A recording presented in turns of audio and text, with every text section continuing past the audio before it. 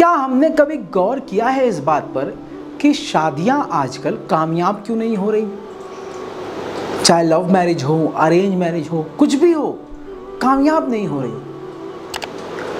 एक इंसान अपनी शादी में करोड़ तक खर्च कर रहा है। 10-20 लाख शादी में तो पता ही नहीं चल रहे हैं आजकल। 50 लाख से कोई शादी कम में नहीं पड़ रही है। उसमें हमें सब दिखाना होता है, पूरा दिखावा करना होता है। हम शादी दो परिवारों के बीच समझते हैं, लेकिन नाक के ऊपर ले लेते हैं कि नाक की बात है। चाहे लड़की वाले हों चाहे लड़के वाले हों, सबको अपनी नाक की पड़ी होती है।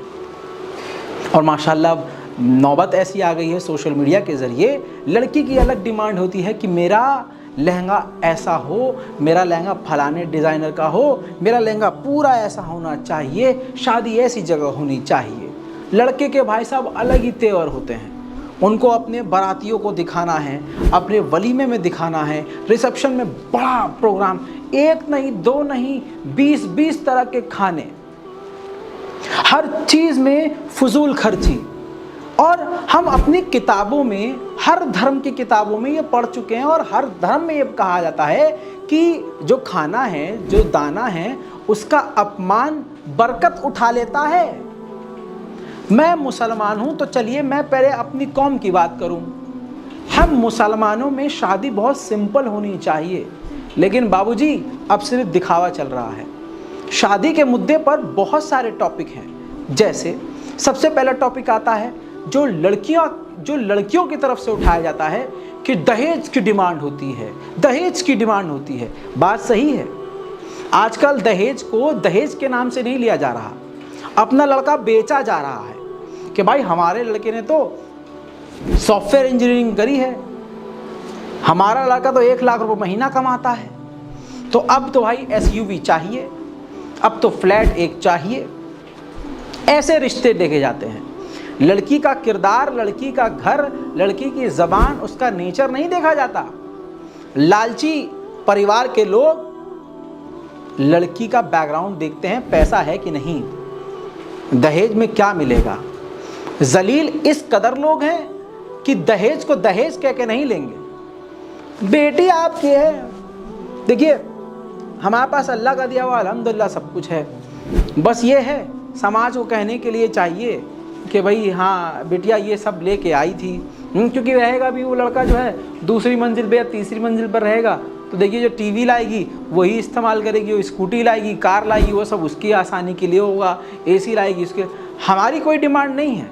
आप अपनी बेटी को क्या सुकून देना चाहते हैं आप वो देख लो। क्यों भाई, आपके लड़के ने जो सॉफ्टवेयर इंजीनियरिंग करी है, जो बहुत बड़ा मॉडल है, या फिर जो भी XYZ है जिस पर आप बड़े इतराए हैं, उसकी कमाई कम पड़ रही है क्या? वो जो तो मतलब बेटे की भड़वागिरी खानी है क्या? क्या करना, क्यों कर रहे हो, क्यों डिमांड कर रहे हो, अपने बेटे की कीमत क्यों लगा रहे हो? अरे जब आपने पढ़ाया लिखाया तो इस दिन के लिए कि उसको बेचोगे? हमने बचपन से जो उसको खिलाया पिलाया लगाया पढ़ाया लिखाया, उसका पैसा वसूल लोगे किसी गरीब बाप की बेटी से? चलो गरीब बाप नहीं है, अमीर बाप है वो, तो नोचना जरूरी है। क्योंकि लड़की का बाप चाहे कितना भी गरीब हो, वो अपनी औकात के हिसाब से देता ही है। लेकिन नहीं भाई साहब, लालच खत्म ही नहीं हो रही लोगों की। अब भाई लड़कियां बड़ी खुश होंगी, और लजा भाई आपने हमारे मन की बात कर दी, और तुम और लड़की वाले, लड़की के अब्बा सरकारी नौकरी देखते हैं भाई साहब। लौंडा सरकारी नौकरी वाला हो तो इज्जत है, चाहे लपरझंटस हो, पूरा चुसा हुआ आम हो, माचिस की तिल्ली हो, या फूला हुआ सांड हो, चाहे मिर्गी के दौरे पड़ते हो, चाहे 1 नंबर का अय्याश आवारा हो, शराबी कबाबी हो, सरकारी नौकरी है, लड़की का बाप हर चीज एक्सेप्ट कर लेगा। क्यों कॉम्प्रोमाइज कर लेगा? अरे सरकारी नौकरी है। तो आप अपनी लड़की को नहीं बेचते क्या सरकारी नौकरी देखकर? चलिए सरकारी नौकरी मोदी काल में तो कद्दू मिल रही है, लेकिन आप पैकेज नहीं देखते क्या? आप सौदा नहीं करते अपनी बेटी का? लड़का अगर ज्यादा कमाता होगा तो मस्त। और आज एक नया ट्रेंड चल रहा है, ये कानपुर, लखनऊ, उत्तर प्रदेश में बड़ा चल रहा है कि लड़का अगर इकलौता, लड़का न्यूक्लियर फैमिली से हो, छोटी सी फैमिली से हो, लड़के की बहनें ना हो, ऐसे रिश्ता तलाश करते हैं। यकीन करिएगा, इस वीडियो को शेयर कीजिएगा, ये समाज का सबसे काला सच है जिस पर आज तक किसी ने बोला नहीं है। मैं बोलूंगा बहुत बुरा हो जाऊंगा, अपने खानदान की नजर में बुरा हो जाऊंगा, लेकिन मैं अल्लाह की रजा के लिए बोल रहा हूं। ये रजा अगर बोल रहा है तो अल्लाह की रजा के लिए बोल रहा है। सुनिए भाई साहब, ऐसा रिश्ता तलाश करते हैं लड़की के लिए, अपनी बेटी के लिए, कि लड़के की कोई बहन ना हो, सिंगल लड़का हो, छोटा सा परिवार हो। उससे भी एक बेगैरती वाली बात, अगर सास ना हो, मर गई हो सास, बहनें ना हो, हमारी बेटी राज करेगी, तो तुम क्या दूध से धुले हो? ऐसे परिवार वाले, लड़की वाले दूध से धुले हैं क्या, जो ये सब देख रहे हैं? मुंह पे बोलते नहीं, हम तो चाहते हैं हमारी बेटी परिवार के साथ रहे, घुल मिल। जैसे ही शादी होती है और वो लड़की जैसे ही लड़के के घर गई, तीसरे चौथे दिन क्लैश शुरू और बर्तन खड़कना शुरू कि जी मुझे तो अलग रहना है, अब फ्लैट लो अलग या हिस्सा लो बाप से, अलग रहना है। क्यों? यतीम समझ के शादी करी थी क्या? लड़के के आगे पीछे कोई नहीं है क्या? लड़के का मन नहीं था क्या मैं अपने माँ बाप के साथ रहूं? उत्तर प्रदेश में यह है घर जमाई बना लो। उत्तर प्रदेश में यह है, लड़की ब्याह के गई, वहां क्लैश शुरू हुआ, क्लैश इतना शुरू हुआ कि लड़की अपने जलवे दिखाएगी, और प्यार तो फिर मोहब्बत तो हो ही जाता है भाई, आदमी बेकार हो जाता है, दोनों तरफ से पिसता है। फिर क्या होता है, इतना क्लैश होता है, इतना क्लैश करवाती है महारानी कि फिर भाई ये होता है कि भाई लड़की का बाप उल्टा ऑप्शन देता है कि यार हमारा फलाना वाला फ्लैट खाली है, यहाँ आके रह लो, या हमारा इतना बड़ा घर है 4 रूम खाली, यहाँ आके रह लो। और बेगैरत लौंडे चले भी जाते हैं। तो ये दोनों तरफ से चल रहा है। बैक टू द पॉइंट, फजूल खर्ची। शादी कामयाब क्यों नहीं है? सोच के देखा आपने? इतना फजूल खर्चा, इतना दिखावा, और वो शादी 2 साल भी नहीं चल रही। धे तलाक, धे तलाक, धे तलाक। पहले कहा जाता था कि लड़की की शादी हो और अगर पति पत्नी में क्लैश चल रहा हो, बच्चा बच्चा हो जाए, तो उसके बाद सब बच्चे के मुंह देखकर लोग रह लेते हैं। कपल बच्चे के मुंह पर सोचते हैं कि चलो अब तो साथ रहना ही है, बच्चा रिश्ता बचा लेता है। आज बेगैरती लड़की और लड़कों दोनों में यह है कि बच्चा होने के बाद भी तलाक हो रहा है, और लड़कियों में माशाल्लाह बहुत ज्यादा चीजें आ रही हैं, बच्चा फेंक के जाती हैं दूसरी तरफ मायके। क्यों भाई साहब? और ऊपर से केस कर देंगी। अगर कोई लड़का सही परिवार से है, उसने डिमांड भी नहीं करी है दहेज की, तो उस पर केस हो गया दहेज प्रथा का। लड़के को दब के रहना है अब, डर के। अगर सीधा परिवार है ना, तो भाई लड़के वाले डर के रहेंगे ऐसे। क्यों? कि लड़की के हक में सारे कानून हैं। वो जाके कह दे कि पति हमारा जो है बदतमीजी करता है, हमको मारता पीटता है, सबूत देना नहीं है कुछ उसे। तवज्जो चाहूंगा। इसी तरह से लड़की कह दे कि दहेज मांगते हैं, हमारे सास से जुल्म करते हैं, पूरा घर बंद जेल में है। बात, ये बात हकीकत है, कोई नहीं बोलेगा।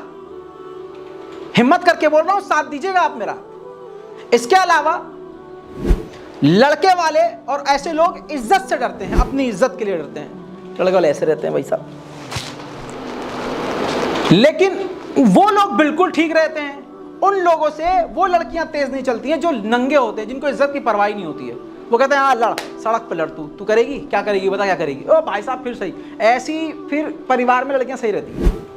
ऐसे ही कुछ लड़के ऐसे होते हैं कि जैसे लड़की है, अब वो बेचारी अगर शरीफ है, सीधी है, तो उसको दबा के रखना, उसे जलील करना, उसकी सारी तमन्नाओं को दबाना।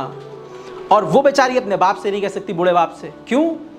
क्योंकि अभी और बहनें हैं उसकी, तलाक लेके घर बैठ जाएगी तो और क्या होगा। हमारे यहाँ तलाक को बहुत बुरा माना जाता है, लेकिन कई अब ये चीज़ें ट्रेंड में आ चुकी हैं। थोड़ा लड़की पढ़ी लिखी होगी तो ओहो तलाक तो यूं, चल मैं तो कुछ भी कर लूँगी, मैं तो ये कर लूँगी, मैं तो ये। आप एक बात सोचिए, जब हम कोई काम करते हैं, अच्छा काम करने जाते हैं, हम दुआ पढ़ते हैं, हम गरीबों की मदद करते हैं, हम ज़कात देते हैं, तो क्या होता है, उस काम में बरकत होती है। लेकिन सोचिए जब हम अपनी ज़िंदगी का सबसे बड़ा फैसला और प्रोग्राम कर रहे होते हैं, उसमें हम सारे हराम काम करते हैं।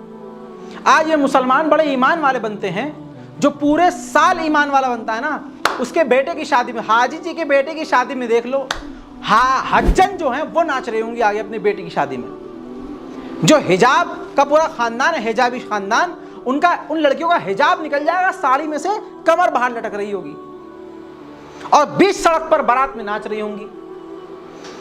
और हिजाब की बात कह दी तो अभी खाला कह रही होंगी, खाला की बिटिया कह रही होंगी जुल्फिजा पिलपुसा कि अरे भाई मैं तो हिजाब में नाची थी। अरे मेरी बहन, अरे भैया, तुम जैसों की वजह से इस्लाम बदनाम है। ढोल बाजा बैंड ये सब डीजे सब हराम है, पता है, लेकिन हाजी जी के बेटे की शादी में सब होगा, बिटिया की शादी में सब होगा, बारात में फुल शो ऑफ होगा। हज करके आए पिछले साल, इस साल बेटे की शादी कर रहे हैं, सारे हराम गम शादी में हो रहे हैं। शादी में कोई दुआ नहीं, कोई तलावत कुरान नहीं, कोई नेक काम नहीं, सब हराम चीज़ें, हराम काम, वो फजूल खर्ची। अब एक नया ट्रेंड है, लड़का और लड़की, मर्द और औरतें एक साथ खाओ पियो, सेटिंगबाजी करो, हरामीपना करो, वो चल रहा है सब कुछ। बुरा लग रहा होगा बहुत लोगों को, इस्लाम को पसंद करने वाले लोग हैं ना, मेरी बात से सहमत होंगे, कड़वी है मगर सच्ची है। तो ऐसे रिश्ते की शुरुआत जहां आपने हराम चीज़ से करी है, गलाजत से करी है, उसमें बताइए कैसे कामयाबी मिलेगी? अल्लाह उस रिश्ते में बरकत कैसे देगा? कैसे? सोचिए, समझिए। रिश्ते की जब शुरुआत आप करें और जब आप निकाह करें, निकाह को निकाह की तरह कीजिए, शोबाजी में मत पड़िए। ये सब आप पर ही भारी पड़ेगा। वो तो बाराती खाकर डकार मारकर चले जाए, आप कितना भी अच्छा काम कर लो, कितना भी अच्छा खाना खिला लो, वो ससुरे बुराई करेंगे। नारियां तरी जाता थी यार, तरी तो जा, लेकिन लौंडिया देखी तूने, हो क्या जबरदस्त थी। यही चल रहा है भाई साहब। नहीं आ रहा समझ में? नहीं आएगा। जितने लोगों की शादियां बर्बाद हो रही हैं, अपनी बारात, अपना निकाह याद कर लेना भैया, आप समझ में आ जाएगा आपको गलती कहाँ कर रहे हो। बहुत सारे ऐसे अहम मुद्दे हैं, मैंने छोटे छोटे पॉइंट सारे बता दिए आपको। आपकी इजाज़त और आप लोगों का हुक्म हुआ तो नीचे कमेंट बॉक्स खुला है, आप बताइए और कौन से इन मुद्दों में से किसी एक मुद्दे पर मुझे ज़्यादा एक्सप्लेन करना चाहिए, मैं आऊँगा आपके सामने। वसलाम।